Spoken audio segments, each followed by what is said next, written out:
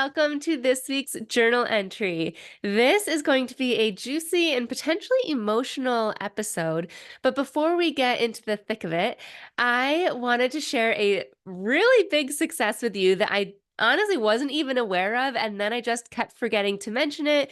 When I first started this podcast, I didn't do it for the views or the ratings or anything. I truly just felt like pulled from my heart to share the struggles that I've been through in hopes that it inspires another woman out there that's in the thick of it and in the trenches and looking for that inspiration and hope and tips on how to get out of it and how to process the hard stuff. So that's really what I've been focused on. However, we just hit over 10,000 downloads. I upload this podcast through Kajabi, and the numbers that they share with me are actually a little bit lower than what the actual number is across, Spotify, Apple, YouTube.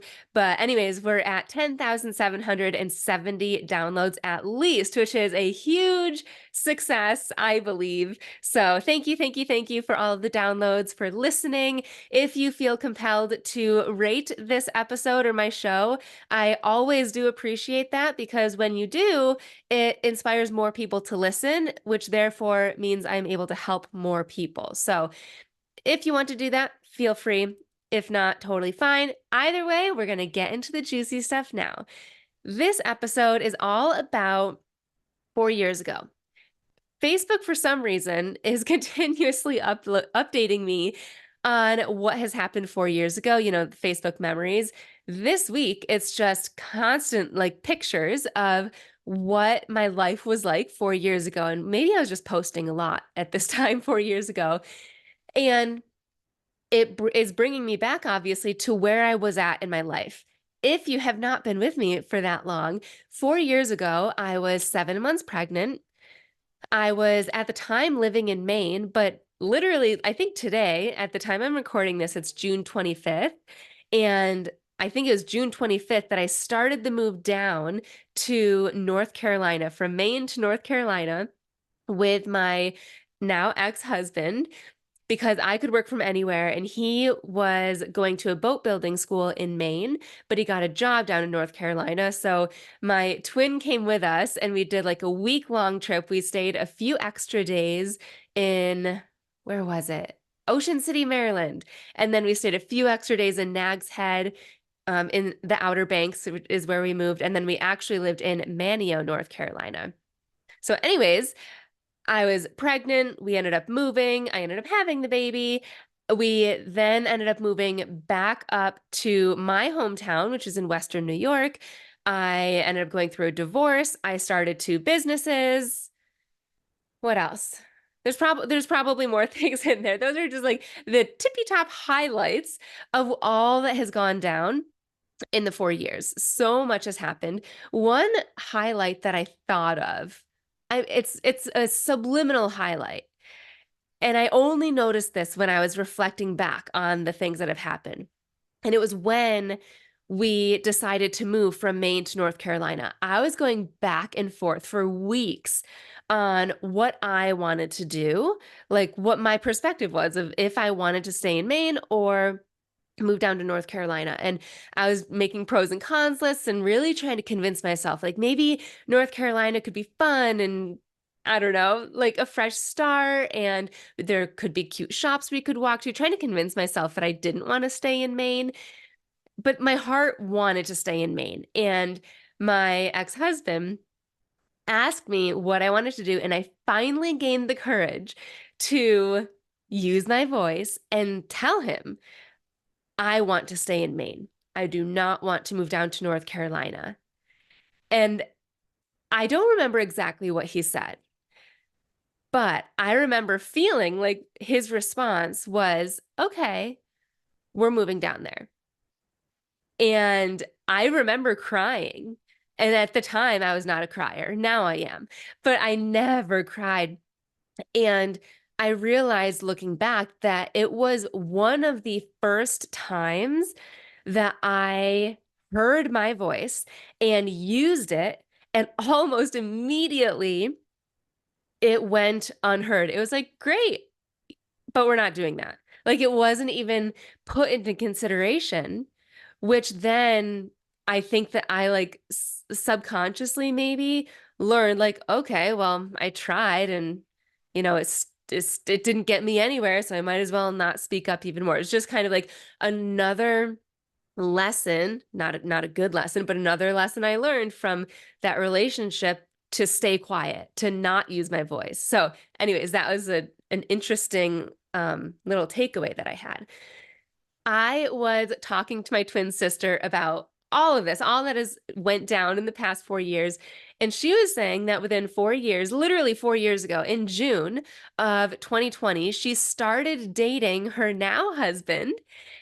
And then she moved in with him. She actually moved in with him when I moved home. I kicked her out of this apartment and she moved in with her boyfriend. And then they got engaged, got married, they bought a house, they have a baby. So much has happened. So I would love for you to reflect on what has happened in your life in the past 4 years. And I would love for you to share it with me. I truly think that so much happens. And when we don't stop to reflect, on the good and the bad, it's just so easy to think that we're just staying stagnant when in reality we have had so much growth through the good and the bad. All of this got me to think about not just the big moments over the past 4 years, but also what have been my biggest emotions that I have worked through over the past 4 years.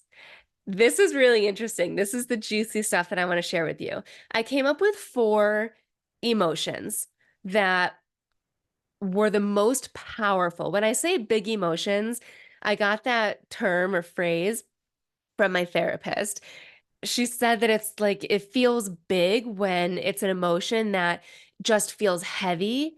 And sometimes it feels like you just want to push it under the rug or you don't know how to even talk about it. You don't know how to process it. And a lot of these things is what I brought to my therapist and what so many of my journal entries were filled with. So the first one was grief. This was the first real chunk of my journal entries was grief. And it was about my divorce. I still remember the feeling of like it felt like my heart physically hurt. But it was this crazy experience because for the pain that I was feeling, at the same time, I knew that it was the right decision and I wouldn't have taken it back. And I had so much hope for the future and I was excited to see what would come, but it was still a loss. Divorce is a loss of the partner that you had, the best friend that they were for however long you guys were together. Me and my partner were together for 12 years between dating and marriage. Also, the grief of the life that I thought that I would have. This was something that I worked with my therapist on for a little while. I remember going to therapy, and for a while, I would just cry about how I envisioned Griffin's first birthday to go, specifically, like the feeling of just a supportive spouse being there and like the two of us throwing this birthday party together and just like happy vibes, right? And instead, I spent Griffin's first birthday throwing the party by myself with a lot of help from my parents. My ex did come. He drove up or flew up from Florida since he moved away. And his parents came and it was just awkward tension. And it was just, it was just a mess. I cried my eyes out to my mom before everybody came over. This would come up every now and then. And my therapist said, Sam, I hate to break it to you, but I think what you have to do is go back to all of the moments like the first birthday and revisit them. And then I asked her, and then what? Like, what happens once I am aware of all of these times? And I don't remember what she said, but something else that she said, not necessarily in the same conversation, but I remember her telling me that like he just wasn't my person and that I will have those experiences, but with somebody else. And so I kind of blended the two together. And in my journal entries, I revisited these painful times And then I wrote about how that just wasn't meant to be for me, and how I am excited for to experience another birthday that will be how I want it to be, or another celebration that will be exactly how I want, and how those times will come. It never would have happened with the person that I was with. Like I couldn't have done anything different. And if anything, I felt like better now than later. Like it was going to happen eventually. Like it just wasn't the person for me. It wasn't the situation. So that if you feel like you're going through grief in any sort of situation that might be similar, that might help you. Another grief moment was Sailor moving away. During the divorce, my ex asked for our dog, Sailor, and I kept the cat, Leopold, which I was fine with because Sailor wasn't very friendly towards Griffin, who was 9 months old at the time. And so I was like, you know what? It'll be easier on me. But it was really hard to let the Sailor leave. So that was, I don't want to say unexpected grief. Um, but it was just a lot harder than I expected. So the second emotion that I continue to feel is emotional exhaustion and frustration. I feel this in a lot of different ways, mostly with parenting, especially as a solo parent full time. I can't tell you how many journal entries I started saying yesterday was hard because I often journal first thing in the morning. And so reflecting on the day before, I try and just release, from the day before, or any big conversations, anything that's weighing on me. And so many entries start with yesterday was hard. And then I would just go into what was hard about it. And then it would feel easy because I was able to release it. But it was just emotional exhaustion. I try and do conscious parenting, which is more so like gentle parenting. And as a very empathetic person, holding space for somebody's emotions is what I naturally do. But holding space for huge emotions that are not always logical to adults, of a 3.5-year-old toddler who's melting down, is so draining. So, and this has been the whole time. So a 9-month-old baby who just keeps crying, and the whole 9 yards. So Griffin has never really been an easy baby. I will say he is the sweetest and kindest, and definitely has so many moments of being so sweet. He's always been so gentle, but he also is a very sensitive person. So with that comes a lot of meltdowns and a lot of me holding space for him to have those feelings, which is emotionally exhausting. Also, just being very candid and open with you, it is emotionally exhausting and frustrating the amount of blame that I was carrying towards my ex for putting me in this situation. What I mean by that is anytime it got super difficult with Griffin, I found myself defaulting to blaming my ex for moving away simply because I never have a break, and just kind of feeling jealous that he gets to live life and literally do whatever he wants whenever he wants. And I would never change having Griffin full time. I love it. But at the same time, I can feel that and miss having moments to myself, and miss having moments of peace in my day, and miss, potentially having somebody else deal with a meltdown as I take a shower or water my plants or like do something. So I was carrying a lot of that. So through a lot of journal entries, I was able to release that. And I even still have a notes app in my phone that my friend helped me with, and I have some key phrases. So if my mindset ever goes back to that, I can pretty quickly snap out of it based on like some affirmations and things that I just want to remind myself of. The third emotion going on an upswing is joy. Joy is something that I felt so much of the past 4 years. All of Griffin's morning hugs. Morning is my favorite time with him. Sometimes I would go into his room when he woke up, and once he started, like, when babies start hugging you and like using their arms, from that moment, he just gives the best hugs. And as a mom, it's like the best feeling. And he still does that. There have been mornings where he would come find me and just come into whatever room I'm in and give me the best hugs. It's like one of my favorite things. I'm smiling as I'm just talking about this. So that has given me so much joy. And anytime I think of it, it gives me joy. Also witnessing any milestone of his, like just being here and being a part of every single milestone that he has. Also, a lot of joy with the opportunities that I have had in my network marketing business. I was asked to speak on their weekly call to the entire organization, which was a huge opportunity. And then last summer, I was recognized on stage for earning $1 million cumulatively in my business and helping at least 3 people a month for 100 consecutive months. So that just felt really cool to be recognized for that.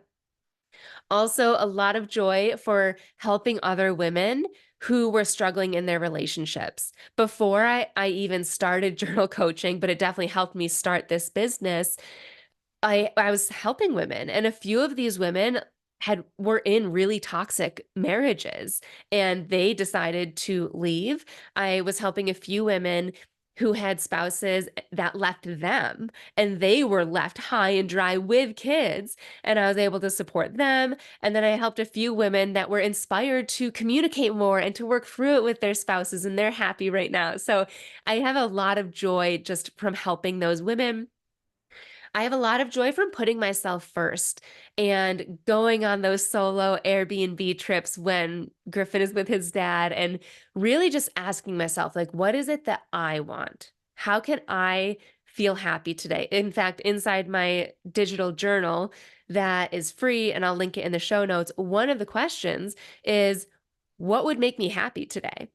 And the thing that I put today was, I would feel happy by watering my plants, because I don't do that every day. Don't tell my mom. She's listening right now. But then I was like, not just watering my plants, watering them slowly, like not doing it in a rush. So something so simple, but like I'm looking forward to doing that later. So, anyways, a lot of joy with that, and a lot of joy and excitement about the growth in my journaling business. I just feel like there's so many opportunities coming, so many opportunities that I'm thinking of. There was a time back in April where a lot of people started finding me through my podcast and even my YouTube channel, and they're utilizing my journaling resources. And it's just really exciting to me to know that people are finding me useful and utilizing the resources that I put together, and that they are helping their lives in even a tiny way. The last big emotion, and I think it might just feel big because it's the biggest one right now, is curiosity. I feel right now so curious about my life, in the sense of, how can I live my life more authentically, more true to me, so that it flows better. And I feel this in a few different ways. Parenting, for example. How do I want to parent? How do I want to discipline? What routines are important in me to instill? Where do I not care as a parent? What am I willing to just, totally fine, you do you, Griffin? I'm just really curious about that. And I've been researching a lot on like different ways to go about things and all of that. Another thing that I'm curious about is human design and living by my design. The most interesting thing happened over the weekend. Part of your human design is you have gifts. One of my gifts, in fact, is my second gift, which I believe means it's like one of my top gifts, is living to the beat of my own rhythm, something like that. When I read that, I was like, what? Never have I thought of myself by living to the beat of my own drum, by doing things differently. Never. I always felt so structured. I felt like working like a 9 to 5. And even when I wasn't working a 9 to 5, like I've been working for myself for many years, I tried to work during the hours of 9 to 5 or 9 to 4. And I've been trying to stay super structured. However, if I'm being honest with myself, for the past at least 3 years, probably 4 to 5 years, I have felt like I've been trying to keep myself in a box that isn't made for me. And I don't know how to get out of it. I don't know what box to go into. I don't know. It's just felt misaligned. And I'm just so curious on what is the best way for me. And it feels a little challenging and frustrating, but also really exciting to think of, okay, well, if I don't have to work 9 to 5, especially since I am my own boss, what could that look like?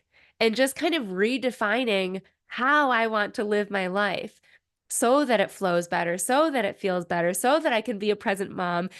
The first two huge emotions from the past 4 years weren't necessarily quote unquote positive emotions, but all of the emotions that I listed are ones that I've worked through. I worked through the curiosity. I worked through the joy. I learned through the joy. Oh my gosh, this is reminding me. Has anybody seen Inside Out 2?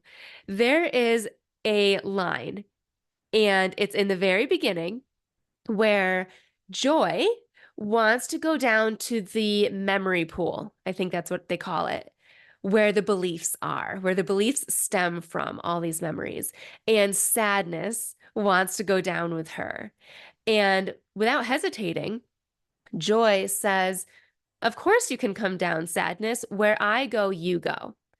And if you don't really think about it, it's just like, oh, that's nice. That's what I thought in the movies. But if you think more into that, whenever you experience joy, there is also sadness. Like if you picture your wedding day, it's so joyous and happy, but also a part of you might be thinking about all of the people who couldn't be there that day. I'm even thinking of like someday Griffin might get married, and that's an amazing thing. But also, I'm losing my son. Not, I don't truly feel that way, but it's like a loss. It's like a sadness of some kind. So that's just one example. I could give a ton of examples on this. I'd share that to share the perspective of how joy is something that you can work through, as well as the emotions like sadness and, emotional exhaustion and frustration and grief. The thing that I love about journaling is that it helps me move through these emotions quicker. I don't stay stuck in them, especially those bigger emotions and harder emotions, for as long as I used to, because I have the tools to do it. So here's how I do it through journaling. Number one, I stay consistent with journaling through these big emotions. That does not mean daily. I journal right now, it's probably 4 to 5 days a week. Number two, I stay accountable to honoring my emotions versus stuffing them under the rug. For about 30 years, I stuffed my emotions under the rug. So anytime I have a big emotion, I do feel the temptation to just be positive and ignore it and distract myself. But I now have the accountability, the self accountability, and the group accountability through Emotionally Empowered to honor it and to name it and to work through it. Three, I have this support through Emotionally Empowered mostly, but also one of my close friends. Support is so key for the times where you want to give up, whether that be just not talking about things and shutting down, or if you're the type of person that does want to talk about things, but then you get stuck there. So having that support system that allows you to talk through things and honor it and helps you move through it. The fourth thing that helps me with moving through these emotions quicker is strategic guidance. And this is what I help people with inside Emotionally Empowered. For myself, I utilize my own tools and resources, but it's simply specific steps to journal through. I feel like if you have a big emotion and you immediately jump to, okay, well, what is it that I do want? You're missing all of the steps beforehand that teach you so much about what it is that you're currently feeling and what it is that you think other people are thinking of you, or what the meanings hold to you, and those limiting beliefs that you have that you truly need to uncover before you can even ask yourself what it is that you want. So I guide you through that and ending with steps to actually get what you want or feel how you want to feel. And lastly, simply having the goal to better understand yourself and live a more full life. And that's where I am now. That is my goal, is to just deeply understand who I am so that I can live a more full life, so that I can use my voice more, no matter how it's received, but also aligning myself with people that will receive my voice and make me feel heard and understood. Right now, I have a summer sale going on with Emotionally Empowered. That is my journaling community. I will share a link so you can get all of the details. But the summer sale is 70% off. Typically, 1 month is $197 a month. But right now, you can get your first month for only $57, and recurring months are locked in at only $97 a month if you choose to continue. $100 off. Insanity. I don't know. I know why I'm doing this. I'm doing this because I want journaling and this strategic way to journal to be accessible and for you to just experience it, because when you do, you won't want to turn back and you will want to make this a habit, and you're going to feel so much better. Take a look at the links in the show notes if you want to be a part of anything that I've mentioned. Thank you so much for tuning in today. Feel free to rate my show, and I will see you next week.